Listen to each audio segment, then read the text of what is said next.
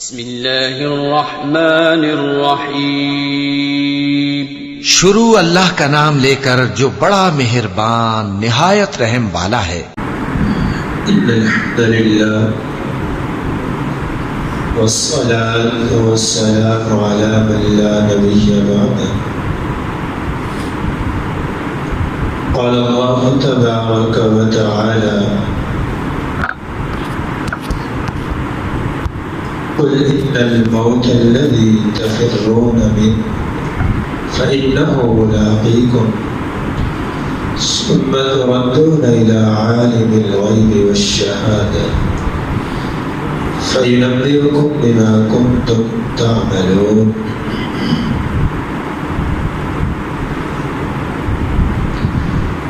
نبی صلی اللہ علیہ وآلہ وسلم فرما دیجیے، جس موت سے تم بھاگ رہے ہو وہ موت تمہیں دل کر رہے گی اور تمہارے اعمال کی تمہیں خبر دی جائے۔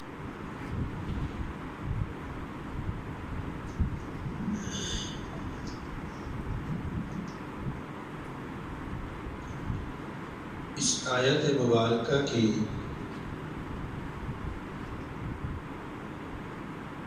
روشنی کے اندر آج کے اس درس کے اندر جو بات عرض کرنے کی اختصار کے ساتھ ایک دو باتیں رکھوں گا۔ اللہ رب العزت کی حکمتیں ہیں،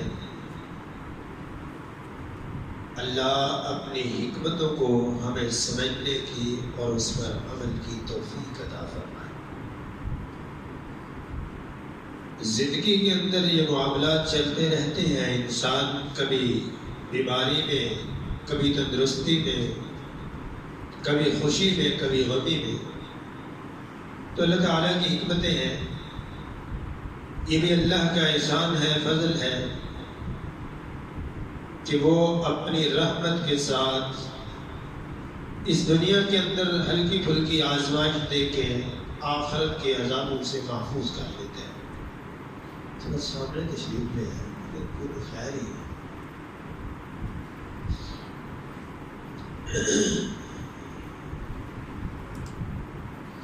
امید ہے جب تک یہ بات نتیجے کو پہنچے کہ اللہ کے فضل سے کرنا بھی سفل ہو جائے گا انشاءاللہ۔ امید بڑی ہے۔ اصل میں کوشش کرنے کا مقصد یہ ہے کہ آپ احباب کے سامنے سیدنا علی المرتضیٰ رضی اللہ تعالیٰ کی شہادت کے حوالے سے چند باتیں رکھنی ہیں۔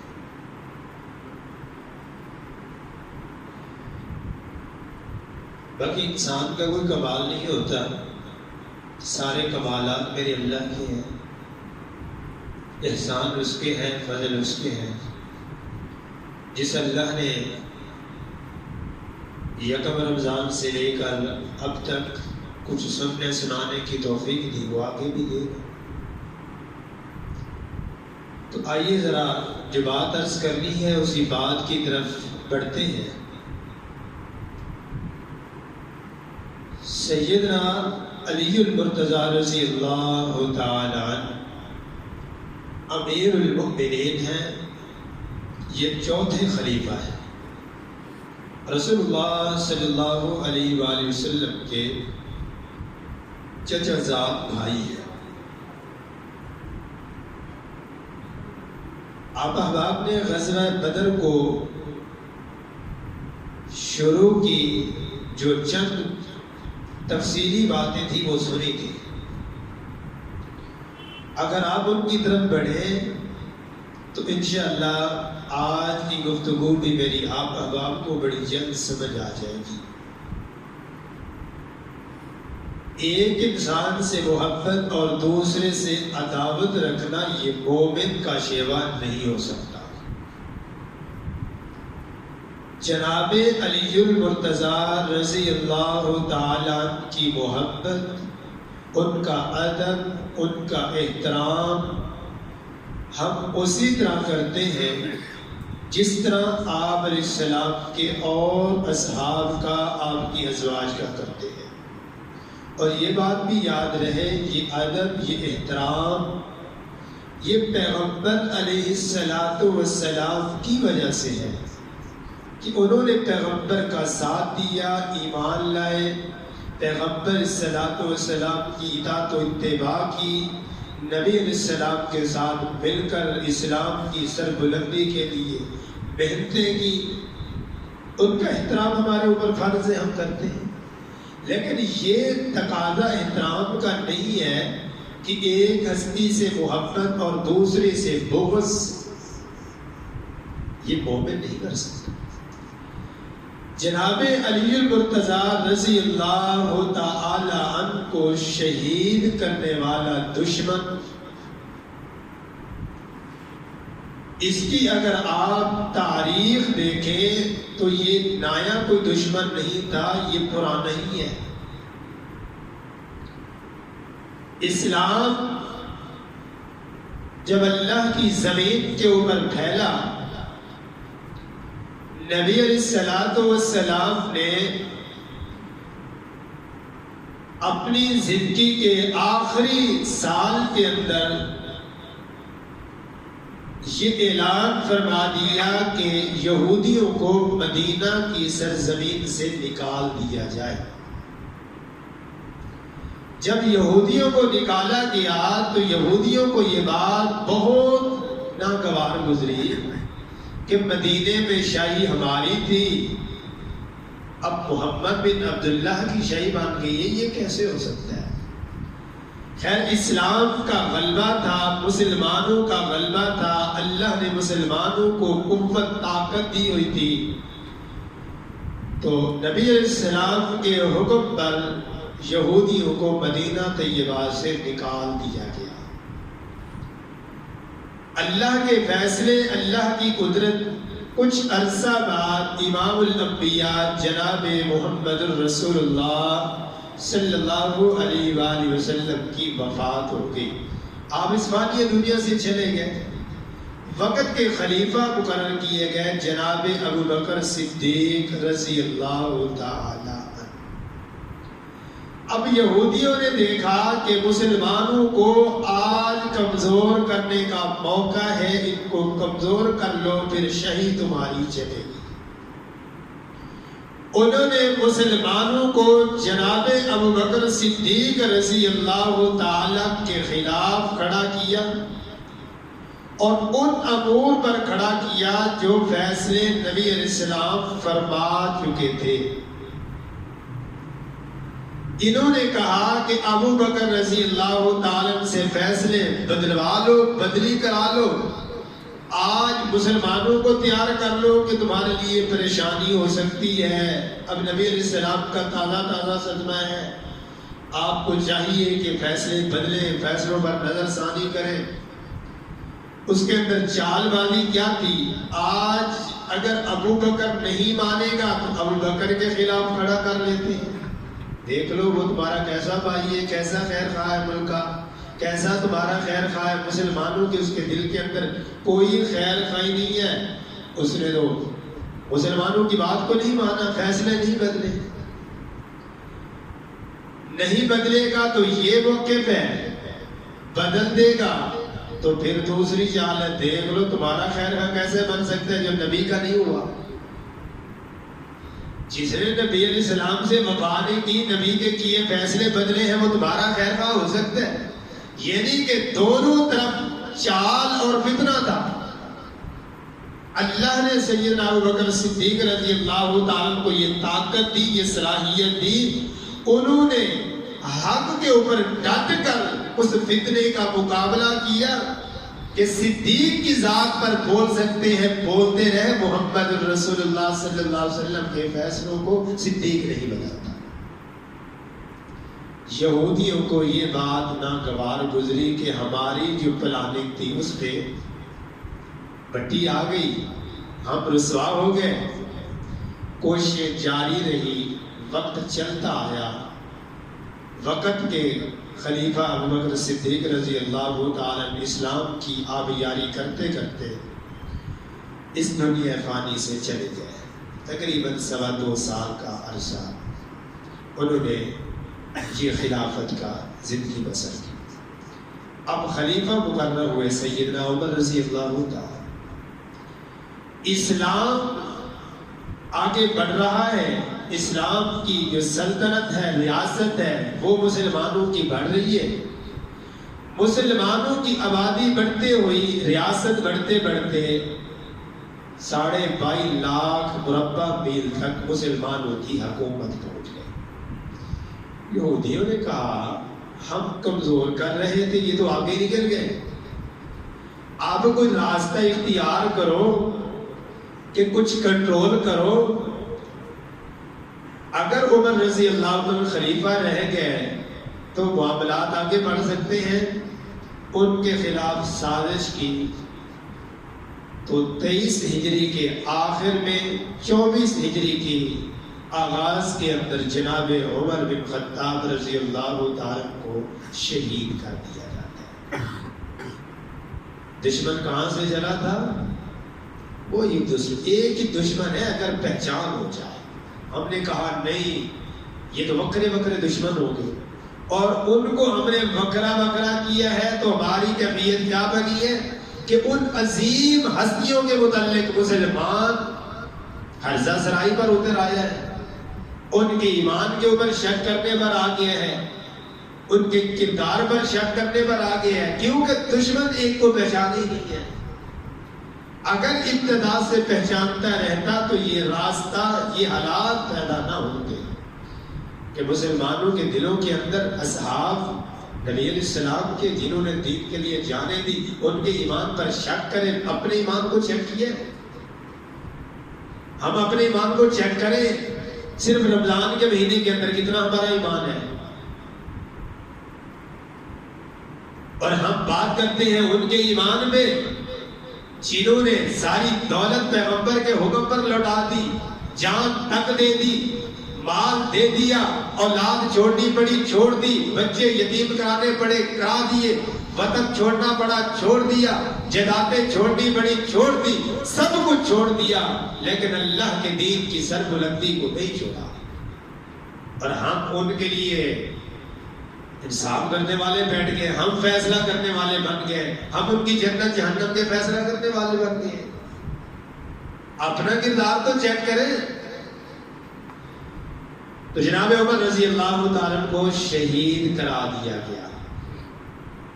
اب انہوں نے کہا کہ عثمان رضی اللہ تعالیٰ بہت نرم طبیعت کی ہیں، اب اسلام آگے پھیلنے سے رک جائے گا. اللہ کی کرنی میرے رب کے فیصلے، دنیا ساری میں مل جائے، اسلام کو نہیں مغلوب کر سکتی، نہ روک سکتی، نہ مٹا سکتی. مٹ کر مر جائیں گے، نام و نشان مٹ جائیں گے، لیکن اسلام بلند ہی بلند جائے گا. جناب عثمان رضی اللہ تعالی عنہ نے خلافت کی ذمہ داری جب ان کے سپرد کی گئی، اللہ کے دین کی سربلندی کے لیے کمر بستہ ہو گئے.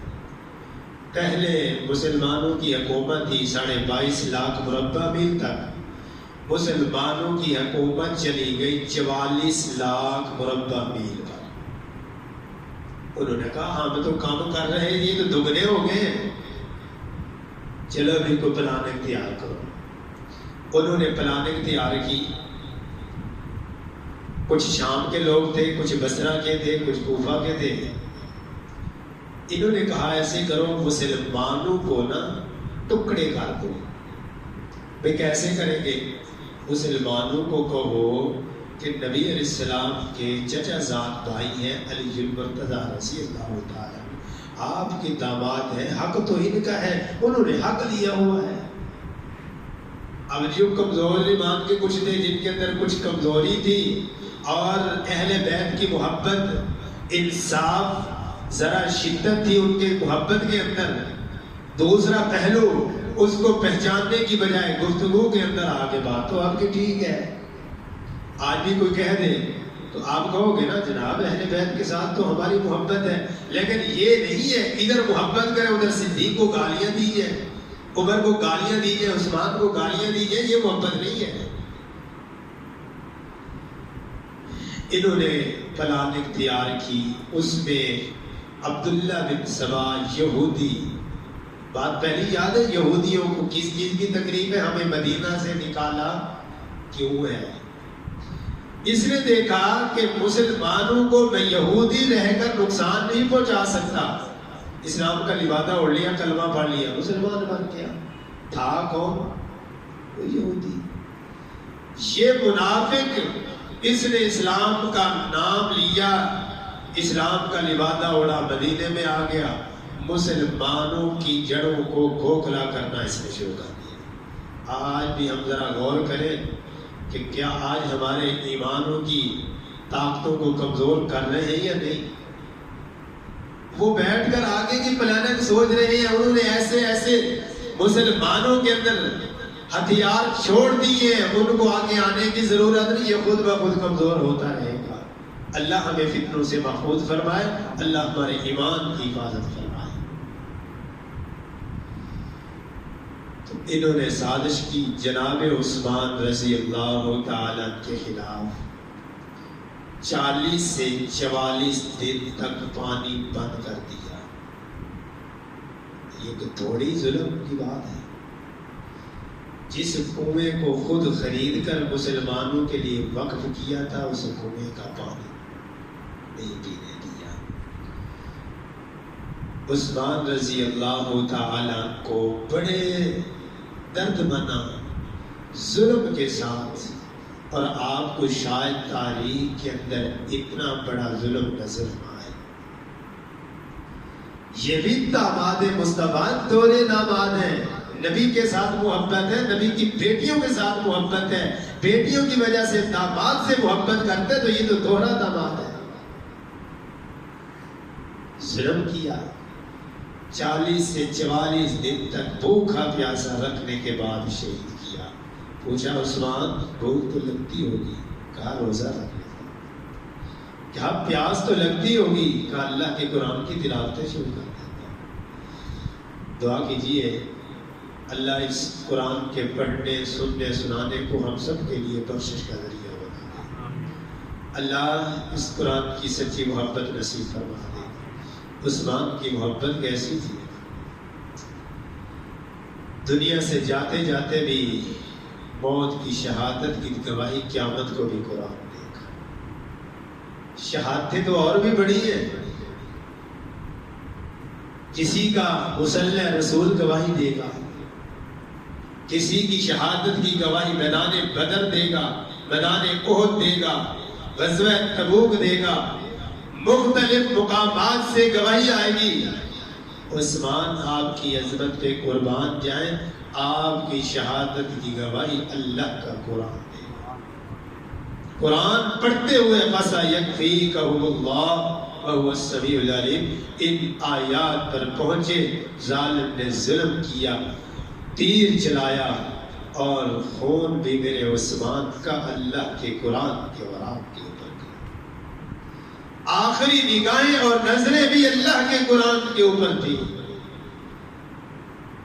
جمعۃ المبارک کا دن تھا، 18 ذی الحجہ تھی۔ بیوی سے کہا آج مجھے نبی علیہ السلام کی خواب کے اندر زیارت ہوئی، پاک پیغمبر السلام نے فرمایا عثمان آج روزہ ہمارے پاس افطار کرنا۔ یہ مظلوم مدینہ ہے، ظلم کے ساتھ پورے اسلام کی سلطنت کو پھیلانے والا، اسلام کے لیے دن رات کرنے والا، 44.5 لاکھ مربع میل کا حکمران اس دنیا سے گیا، تو گواہی شہادت کی رب کا قرآن دے گا۔ اور ظالموں نے ظلم کی، اخیر کی، جب جنازہ رات کے لمحات میں اٹھایا گیا تو جنازے پہ بھی لوگوں نے پتھر برسائے۔ بقیع کے قبرستان کے اندر ان کی تدفین۔ اب انہوں نے جب دیکھا عثمان رضی اللہ تعالیٰ کو شہید کر دیا گیا ہے، اگلی طاقت تھی ان کے پاس سیدنا علی المرتضیٰ رضی اللہ تعالیٰ۔ آئے جناب، آپ سے بڑی محبت ہے، آپ سے بڑی عقیدت ہے، آپ کے بغیر تو ہم رہ نہیں سکتے.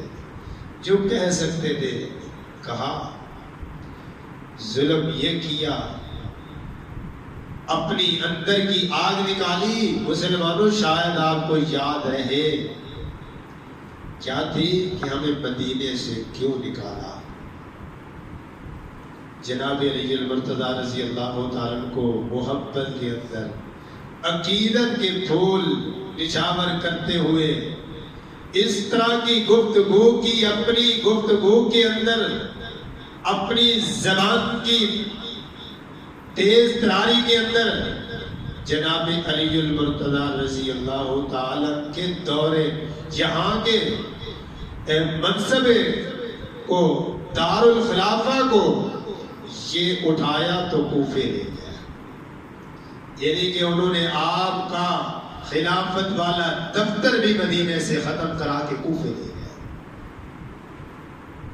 مدینہ سے اس انداز سے انہوں نے مسلمانوں پہ ظلم کیے تاکہ مدینہ سے لوگ جو محبت رکھتے ہیں، عقیدت رکھتے ہیں، پھر آتے ہیں تو یہاں پہچان ہوتی ہے، اسلام کی سربلندی دیکھتے ہیں، وقت کے خلیفوں کو دیکھتے ہیں، اسلام کا پرچار ہوتا دیکھتے ہیں. یہ لوگ تو اسلام قبول کرتے جا رہے ہیں، جب ہم کوفے لے جائیں گے پھر یہ آگے پھیلنے والی داستان ختم ہو جائے گی. اور آپ 4 سال کا یہ عرصہ دیکھیں، کوفیوں نے دور خلافت جناب علی المرتضیٰ رضی اللہ عنہ کے اندر کون سا ظلم نہیں کرایا. کوئی ایسی بات نظر آئی کہ فلاں ظلم نہیں کرایا؟ ہر ظلم کرایا، حتیٰ کہ مسلمانوں کو لڑایا، ان کے اندر جنگیں ہوئی. آخر جب جنگیں ہوتی رہی، معاملات مسلمانوں کے بڑے نازک موڑ پر جاتے رہے. جب مسلمانوں کے معاملات بہتری کی طرف آنا شروع ہوئے، جناب علی المرتضیٰ اور جناب امیر معاویہ رضی اللہ تعالیٰ کے درمیان صلح والے معاملات ہوئے. انہوں نے دیکھا یہ تو پھر وہی طاقت جس طاقت کو ہم نے مٹانے کے لیے اتنی جدوجہد کی ہے، آج پھر طاقت ہو رہی ہے. کہا یہ طاقت توڑنی ہے. انہوں نے بیٹھک کی، ان کی میٹنگ ہوئی. اس میٹنگ کے اندر انہوں نے 3 بندوں کے نام لیے کہ ان کو آپ نے اس اللہ کی زمین سے مٹانا ہے. وہ 3 بندے کون سے ہیں؟ کہنے لگے علی المرتضیٰ رضی اللہ عنہ، امیر معاویہ رضی اللہ عنہ اور عمر بن عاص رضی اللہ عنہ. کہا اگر چاہتے ہو کہ یہ مسلمانوں کی طاقت ٹوٹ جائے، دوبارہ یہ جو راستہ نظر آ رہا ہے، یہ ان کا اتفاق ہونا، ان کا اسلام کے لیے ایک پلیٹ فارم پہ ہو کر اسلام کی سربلندی کے لیے محنت کرنا، اس کو اگر روکنا ہے تو پھر یہ 3 بندے مطلوب ہیں. اگر اللہ کی اس زمین سے ان تینوں کو شہید کر دیتے ہو تو اپنے مشن میں کامیاب ہو جاؤ گے. انہوں نے 3 بندوں نے انتخاب 3 بندے کیے. ان 3 بندوں کو انہوں نے کہا کہ ایک ہی وقت پر، ایک ہی تاریخ کو ان 3 بندوں کو آپ نے قتل کر دینا ہے. ابن ملجم کی ڈیوٹی لگی کہ کوفے پہنچ جاؤ، جناب علی المرتضیٰ رضی اللہ عنہ کو شہید کرنا ہے. برق بن عبداللہ کی ڈیوٹی لگی کہ آپ دمشق چلے جاؤ، جناب امیر معاویہ رضی اللہ عنہ کو شہید کر دینا ہے. اور عمر بن بکرا کی ڈیوٹی لگی کہ آپ نے عمر بن عاص کو جا کے شہید کر دینا ہے. ان تینوں نے یہ بات جب طے ہو گئی، ان کے نام آ گئے، انہوں نے اپنی اپنی تلواروں کو زہر کی باندھ دی. ابن ملجم کہتے ہیں میں نے 2000 کی تلوار خریدی اور 2000 اس کے اوپر زہر کی باندھ لگانے کے لگائے. تاکہ جب میں وار کروں تو پھر بچ کوئی نہ سکے۔ ایک کوفے میں چلا گیا، دوسرا بھی کوفے میں چلا گیا، تیسرا دمشق پہنچ گیا۔ 17 رمضان المبارک کو یہ تینوں اپنی پلاننگ لے کر نکلے۔ ابن ملجم کوفے پہنچا، اس بدبخت کو ایک خوبصورت عورت مل گئی، کتاب نامی عورت ہے۔ اس کے گھر والے کو اور اس کے بھائی کو ایک جنگ کے اندر جناب علی المرتضیٰ رضی اللہ عنہ نے شہید کیا، قتل کیا تھا۔ جب انہیں قتل کیا تھا تو جب ابن ملجم اس کے پاس آیا، اس نے اس کو دیکھا، اس بدبخت کو بھی اس کا حسن اچھا لگا۔ اس نے اسے کہا کہ کوئی خواہش ہے تو بتا، تیری پوری کرتا ہوں، میرے ساتھ زندگی گزار۔ اس نے کہا ایک ہی ہے، اگر علی المرتضیٰ رضی اللہ عنہ کو شہید کر دے تو ساری زندگی میں تیری ہوں، تیرے ساتھ گزاروں گی، یہ کون سی بات ہے؟ اس نے کہا اچھا۔ وہ پہلے بدبخت اس کام کے لیے آیا تھا، اس نے ایک ہی تیر سے 2 شکار کر لیے، وہاں سے درہم و دینار لیے تھے شہید کرنے کے لیے، یہاں عورت بھی اپنے قبضے کے اندر لے لی۔ شہید تو اس نے ویسے کرنا تھا، پیچھے سے دولت لے لی، یہاں سے عورت لے لی۔ اس کو کیا تھا ایمان کیا چیز ہوتی ہے، دین اسلام کیا ہوتا ہے۔ اور چال کیسی چلی، جس عورت سے اس نے شادی کا دعویٰ کیا، اس کو کہا شادی کروں گا، اسے کہا کہ کوئی ایسا راستہ بتا کہ میں وار کر سکوں۔ اس نے کہا ایسے کرتے ہیں، جس مسجد کے اندر علی المرتضیٰ رضی اللہ عنہ نماز پڑھاتے ہیں نا، میں جاتی ہوں اس مسجد میں بیٹھتی ہوں اعتکاف، میں اعتکاف بیٹھوں گی، آپ مجھے ملنے آنا۔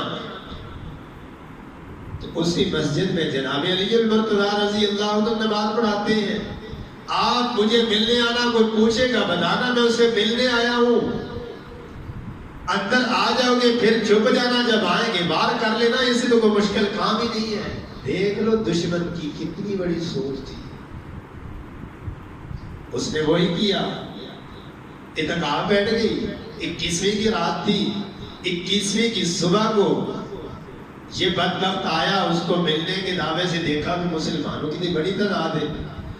جب کوئی نیا بندہ دیکھے نا، ہر بندے کا خیال آتا ہے یار یہ کون ہے، کہاں سے آئے، سے پوچھے تو سے۔ جس نے پوچھا کہاں ہے، وہ کتاب بیٹھی ہوئی ہے وہاں، اعتکاف اس کے لیے آیا ہوں۔ اچھا، کہاں عورت تو بیٹھی ہے۔ اب ان کو تو نہیں پتا تھا کہ اس بدبختہ جو اندر بیٹھی ہوئی ہے اعتکاف کا ڈھونگر جا کر، وہ کوئی اللہ کو راضی کرنے نہیں بیٹھی ہوئی، وہ تو ایک فتنے کو انجام دینے کے لیے بیٹھی ہوئی ہے۔ وہ تو اتنی بڑی سازش کر کے بیٹھی ہے جس کو سوچ ہی نہیں سکے تھے مسلمان کہ یہ عورت اللہ کو راضی کرنے آئی ہے یا ہمارے مسلمانوں کے لیے یہ اتنا بڑا فتنہ بن کے آئی ہے جس کو ہم سوچ نہیں سکتے۔ اس کو ملنے کے بہانے آیا، فجر کی اذان ہو چکی ہے، سحری ہو گئی۔ جناب علی المرتضیٰ رضی اللہ تعالی، محمد ابن حنفیہ کہتے ہیں ساری رات لوگ عبادت کرتے رہے، تاک رات تھی، اور ہمیں ایسے محسوس ہوتا تھا کہ کسی انسان کو کوئی کمزوری بھی نہیں ہوئی، لوگ عبادت کے اندر مصروف رہے۔ سحری کی، فجر کی اذان ہو گئی، جناب علی المرتضیٰ رضی اللہ تعالی گھر سے نکلے نماز پڑھانے کے لیے۔ یہ دروازے کے باہر ہی چھپ کر کھڑا ہوا تھا، جیسے وہ نکلے اس ظالم نے وار کر دیا۔ ابن ملجم نے ادھر یہاں کوفے میں جناب علی المرتضیٰ رضی اللہ تعالیٰ کے اوپر وار کیا۔ دمشق کے اندر برق بن عبداللہ نے جناب امیر معاویہ رضی اللہ تعالیٰ کے اوپر وار کیا۔ وقت ایک ہی ہے، تاریخ ایک ہی ہے۔ اور عمر بن عاص رضی اللہ تعالیٰ شدید بیمار تھے، وہ نماز پڑھانے نہیں آ سکے، انہوں نے اپنی جگہ جو نائب امام بھیجا، تیسرے ظالم نے اس کو شہید کر دیا۔ جب امیر معاویہ رضی اللہ تعالیٰ کے اوپر وار ہوا، برق بن عبداللہ ظالم کہتے ہیں معاویہ لگتا ہے وار میرے سے تو بچ گیا, زخمی ہوا ہے, ابھی موت نہیں آئی تجھے. لیکن تمہیں ایک بات بتا دوں, اسی وقت وار ہو چکا ہے جناب علی المرتضیٰ رضی اللہ عنہ کے اوپر, تو بچ گیا ہے, اور یہ بتا دوں وہ نہیں بچ سکتا. اس تاریخ کو کیوں چھپایا گیا ہے؟ کھولیے نظر, دیکھیے دشمن کو پہچانیے. کیوں نہیں پہچانتے؟ وہ کون سا دشمن تھا؟ کیا ان تینوں کا ایک دشمن ہے یا الگ الگ ہے؟ جو میرے علی کا دشمن ہے وہ میرے معاویہ کے بھی دشمن ہے, وہ نبی علیہ السلام کے صحابہ کا بھی دشمن ہے. تو جناب علی المرتضیٰ رضی اللہ تعالیٰ کو گھر لایا گیا. آپ کو جب تھوڑا سا ہوش آیا, آپ کو ڈاکٹر کو بلایا گیا علاج کے لیے. ڈاکٹر نے کہا ضرب بہت گہری لگی ہے, بچنا ناممکن سا ہے, علاج کرتا ہوں, باقی اللہ کے لیے کوئی مشکل نہیں ہے. ادھر امیر معاویہ رضی اللہ تعالیٰ کو ڈاکٹر کے پاس لایا گیا. ڈاکٹر کہتا ہے دو باتیں ہیں, اگر تیرا علاج کرتا ہوں تو بچ جائے گا, لیکن پھر آگے اولاد کے قابل نہیں رہے گا, اولاد نہیں ہوگی. اگر وہ علاج نہیں کرتا تو پھر بچنا ناممکن ہے. دو باتیں ہیں. کہا اللہ کی رضا پہ راضی ہوں, کوئی بات نہیں, اللہ نے اولاد دی ہے, اسی میں اتفاق کر لوں گا. اگر آپ علاج کر سکتے تو علاج کریں. ادھر علاج کرایا, میرے اللہ نے شفا دے دی. ادھر علاج ہوا, لیکن میرے اللہ کو منظور تھا, زندگی پوری ہو رہی تھی. اس ملعون نے اپنے اوپر لعنت لینی تھی. اپنی وفات سے قبل جناب علی المرتضیٰ رضی اللہ عنہ کے پاس لوگ جمع ہو گئے. بیٹے بھی بیٹھے ہیں, حضرت حسن بھی آ گئے, حسین بھی آ گئے, متعدد ساتھی بھی آ گئے. پھر وہی پرانی چرچا گیری شروع ہو گئی. کہا امیر المومنین آپ شاید اللہ کے پاس چلے جائیں تو پھر آپ نہ اپنے بیٹے کو وصیت کر دیں, وہ امیر مقرر کر لیں, اس کو خلیفہ بنا لیں, تو یہ تو کر جائیں آپ. جناب علی المرتضیٰ رضی اللہ تعالیٰ نے فرمایا میں بیٹے کو وصیت نہیں کرتا. کہا کیوں؟ کہا میں نے اس اپنے دور خلافت میں کوفے والوں سے وفا دیکھی ہی نہیں ہے. ان کے اندر میں نے وفا نہیں دیکھی. انہوں نے ہر موڑ پہ قسمیں اٹھائیں, وعدے کیے, کی بے وفائی, ایک وفا بھی ان کی مجھے یاد نہیں ہے. ان بے وفاؤں کے لیے میں اپنے بیٹے کو وصیت کیسے کر سکتا؟ میں وصیت نہیں کر سکتا. اور بیٹے کو کہا بیٹا میں نے ان پہ اعتماد کر لیا تھا, آپ کبھی اعتماد نہ کرنا. ان پہ اعتماد کرو گے تو یہ آپ کی جان کے دشمن ہو جائیں گے. ان کے اندر میں نے کوئی ایسا نہیں دیکھا کوفیوں میں جو میری خیر مانگتا ہو, جس کو میری زندگی مطلوب ہو, موت مطلوب نہ ہو. یہ تو میری موت چاہتے ہیں, ان کی تو کوشش ہے, خواہش ہے. تو بیٹوں کو وصیت کی, اللہ کے ڈر کا بھی حکم دیا, اللہ سے ڈرتے رہنا, اللہ کی کتاب کو مضبوطی سے تھام لینا, اللہ کے فیصلوں کو مضبوطی کے ساتھ ان پر عمل کرنا. یہ وصیتیں تھی چند. اس کے بعد بیٹوں کو وصیتیں کی. چھوٹے بیٹے جناب حسین کو کہا حسن آپ کے بڑے بھائی ہیں, ان کی بات کو ماننا, ان کے مشورے کو ترجیح دینا, ان کے حکم کو تسلیم کرنا. یہ آپ کا بھائی ہے, ایک دوسرے کے ساتھ محبت الفت کے ساتھ رہنا, صلہ رحمی کرنا, نمازوں کی حفاظت کرنا, حقوق اللہ کا خیال کرنا, حقوق العباد کا خیال کرنا, اور ان کے اوپر کبھی بھروسہ نہ کرنا. میں نے بھروسہ کر کے دیکھ لیا ہے, کوفی لا یوفی, ان میں وفا نہیں ہے. یہ مطلب پرست ہیں, زبان کے میٹھے ہیں, اندر کے کھوٹے ہیں, زبان سے بہت کچھ کہتے ہیں, لیکن جو زبان سے کہہ رہے ہوتے ہیں ان کا اندر جو ہے وہ تمہاری جڑیں کاٹ رہا ہوتا ہے. اس لیے ان کی زبان کے مٹھاس پر مت جانا. یہ زبان سے کہہ رہے ہوتے ہیں, لیکن ان کے اندر بھی جو ہوتا ہے, اللہ تعالیٰ میرے والد محترم کے درجات بلند کرے. وہ اکثر ایک بات کہا کرتے تھے, بزرگوں کی بڑی شفقتیں ہوتی ہیں. جب کوئی ایسی بات ہوتی, زیادہ کوئی چاپلوسی کرتا ہے نا زیادہ, تو کہتے ہیں اچھا جو زبان کی ہے نا وہ میرے کام ہے، جو تیری اندر کی ہے وہ تیرے اپنے کام ہے.